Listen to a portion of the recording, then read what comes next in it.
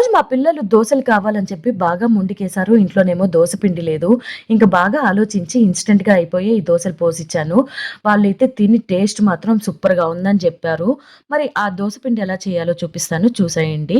ఒక mixie jar తీసుకొని అందులో ఒక కప్పు రవ్వ, ఒక స్పూన్ అటుకులు, ఒక స్పూన్ గోధుమ పిండి వేసుకోండి. ఇదైతే బైండింగ్ కోసం. హాఫ్ స్పూన్ షుగర్ వేసుకోండి. ఇదైతే మంచి కలర్ వస్తుంది. కావాలంటే షుగర్‌ని మీరు స్కిప్ చేసుకోవచ్చు. మొత్తం గ్రైండ్ చేసుకోండి. ఇలా పొడిలాగా అవ్వాలి. అంటే మెత్తటి పిండిలాగా అయిన తర్వాత ఒక బౌల్‌లోకి వేసుకొని, ఏ కప్పుతో అయితే రవ్వ తీసుకున్నారో అదే కప్పుతో పెరుగు గూడా తీసుకొని వేసి, కొంచెం వాటర్ పోసి బాగా కలిపి ఒక 10 మినిట్స్ మ్యారినేట్ చేయండి. ఒక 10 నిమిషాల తర్వాత ఇలా పిండి గట్టిపడుతుంది. అందులోనే తగినంత సాల్ట్, కొంచెం సోడా వేసి బాగా కలుపుకోండి. ఇంకొంచెం కావాలంటే వాటర్ పోసుకొని బాగా కలిపి ఇలా దోసల్లాగా వేసుకోండి.